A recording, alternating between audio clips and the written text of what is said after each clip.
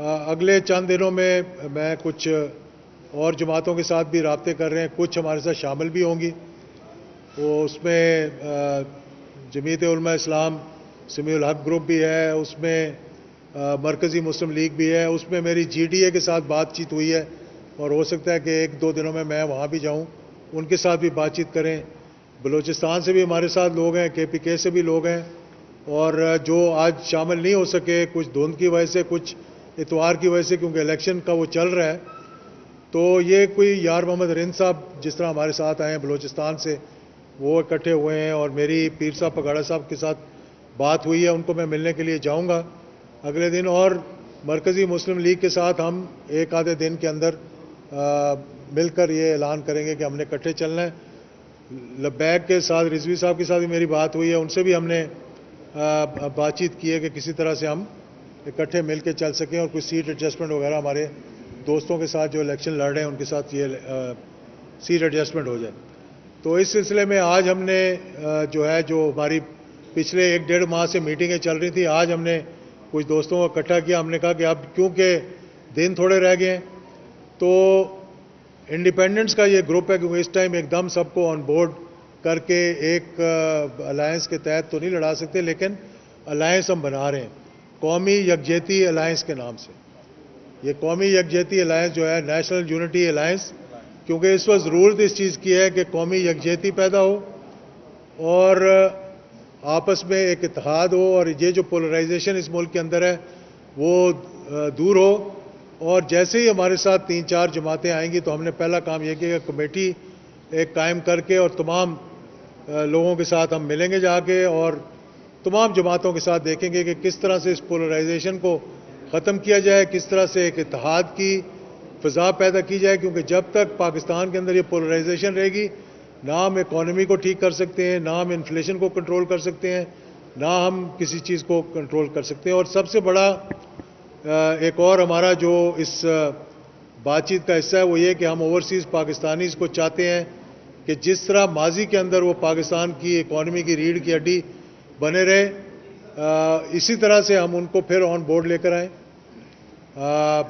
Remittances ہماری دیکھیں کتنی آتی تھی اوورسیز پاکستانی سے، کہ 34 بلین کے قریب تھی، اور اب وہ گر کر میرے خیال میں 20 بلین بھی نہیں رہ گئی ہے، اس سے بھی کم ہوتی جا رہی ہیں. اور ان کو ووٹ کا حق بھی ہونا چاہیے، ان کو الیکشن لڑنے کا بھی حق ہونا چاہیے، ان کو ووٹ کا بھی حق ہونا چاہیے.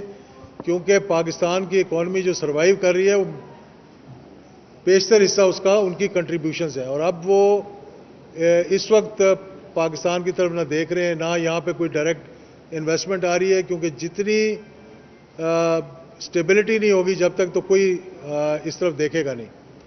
تو انشاءاللہ ہمیں امید ہے کہ ہم اس خلا کو پر کرنے کی کوشش کریں گے، اور آگے چل کر پھر آپ سے گفتگو ہوتی رہے گی.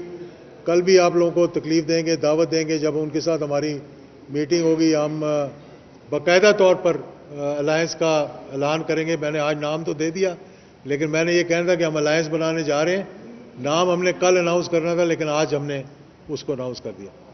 تو یہ ہمارا ایجنڈا ہے کہ جو انڈیپینڈنٹس اس وقت ہمارے ساتھ کھڑے ہوئے ہیں، ہم ان کو ایک الائنس کے تحت اکٹھا کر کے اور اس الائنس سے ان کو سپورٹ دیں گے، چاہے جس طرح بھی ان کو سپورٹ دے سکیں، تاکہ ایک اچھا ہمارا حصہ جو ہے وہ آنے والی پارلیمنٹ کے اندر ہو. تو یہ مختصر سی بات چیت ہے ہاں جو میں نے کرنی تھی. اور دوسرا میں یہ بھی کہنا چاہوں گا کہ چلے سوال کر لیں آپ. سوال یہ ہے، یہ بتائیے گا کہ جو آزاد افغان ہے، یہ بے شک آپ کا ایک الائنس ہوگا، لیکن ظاہری بات ہے یہ الیکشن کمیشن آف پاکستان میں رجسٹرڈ نہیں ہوگا، تو ہر ایک کا انتخابی نشان مختلف ہوگا، یا کوئی دوست آپ کی مدد کریں گے ایک انتخابی نشان کے لیے؟ یہ ہم نے کیا کہا؟ انتخابی نشان میں نے کہا کوئی مدد ہوگی آپ کی ایک انتخابی نشان کے لیے؟ ٹھیک، دوستوں سے بات کریں گے پھر آپ کو جواب دوں گا اس کا. اچھا سر، میرا سوال یہ ہے میں اس کو کلیئر کر دوں تھوڑا سا. انتخابی الائنس کے ایک انتخابی نشان کے لیے میں نے 3-4 دن پہلے میں گیا تھا الیکشن کمیشن، اور ہمارا لائر بھی گیا تھا وہاں. الیکشن کمیشن نے یہ کہا ہے کہ 19 جولائی کو سے پہلے انہوں نے ایک ایڈورٹیزمنٹ دی تھی جس میں کہ انہوں نے کہا تھا کہ یہ سمبل جو ہے اس کی الاٹمنٹ الائنس کے لیے. اب وہ کیونکہ نہیں ہو سکتی، اس لیے ہم نے کہا کہ جو ہمارے ساتھ انڈیپینڈنٹس ہوں گے وہ اس الائنس کے حمایت یافتہ ہوں گے. آپس میں ہم مشورہ کر کے دیکھیں گے کہ ہم نے کیا ایک سمبل پہ لڑنا ہے یا مختلف سمبلز پہ لڑنا ہے. اگر ایک سمبل پہ لڑنے کی اجازت ہوئی تو ہم سب مل کے جو ہمارے ساتھ گروپ ہے اور دیگر جماعتیں کو ہر کوئی اپنا اپنا لگ گیا. اب میں کہوں جی کہ ہم الائنس کے اندر لا رہے ہیں کسی کو سمیع الحق صاحب کو یا مرکزی مسلم لیگ کو، کسی کا اپنے اپنے نشان ہیں، تو وہ ان کے لیے بھی بڑی مشکلات ہوں گی کیونکہ پیسہ ویسا لوگوں نے خرچنا شروع کر دیا. لیکن اس پہ ہم مشورہ کریں گے کل. جو دوسری جماعتیں ہیں 60 سے وہ تک اپنا مینیفیسٹو تیار کرنے کی کوشش کر رہے ہیں، آپ جو لائز کر رہے ہیں اس کے مینیفیسٹو آپ لوگوں نے بنایا؟ جی ہم نے اس پہ نشاندہی کی ہے. ہمارا اپنا پی ایم ایل زیڈ کا آج جو میں نے دعوت دی ہوئی تھی وہ اپنی جماعت کی طرف سے اپنی طرف سے دی ہوئی تھی، تو بہت سی جگہ یہ چل گیا کہ شاید ان لوگوں نے میرے ساتھ شمولیت اختیار کر لی ہے. ہم سب دوست ہیں، بڑے پرانے دوست ہیں، ہم 80 سے سیاست کے اندر ہیں اور ہم مل کے چلنا چاہ رہے ہیں، اور یہی ہماری پچھلے ایک ماہ سے جو میٹنگز ہو رہی ہیں اسی سلسلے میں ہو رہی ہیں.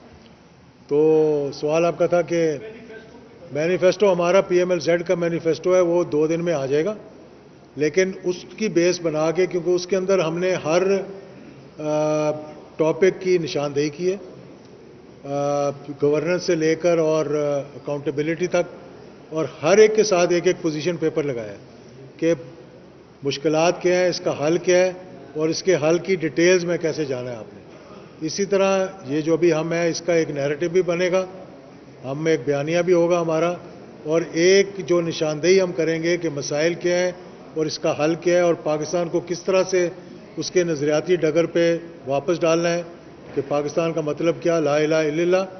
یہ چیز جو ہے اس وقت ایک غائب ہوتی جا رہی ہے اور دیگر چیزیں جو ہیں وہ سامنے آتی جا رہی ہیں. اچھا سر، میرا یہ سوال آپ سے کہ اس وقت ملکی اور غیر ملکی سرمایہ کار جو ہیں وہ پاکستان کی جمہوری حکومتوں پہ اعتبار نہیں کر رہے.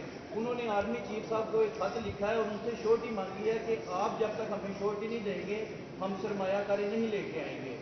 تو آپ کیا سمجھتے ہیں کہ اندرونی اور بیرونی جو سرمایہ کار ہیں اور اوورسیز پاکستانی ہیں وہ معیشت کو اور یہاں پہ سرمایہ کاری کرنے کے لیے آپ ان کو کس طرح قائل کریں گے اور آپ کے پاس کیا جگہ؟ یہ بڑی اچھا سوال کیا آپ نے.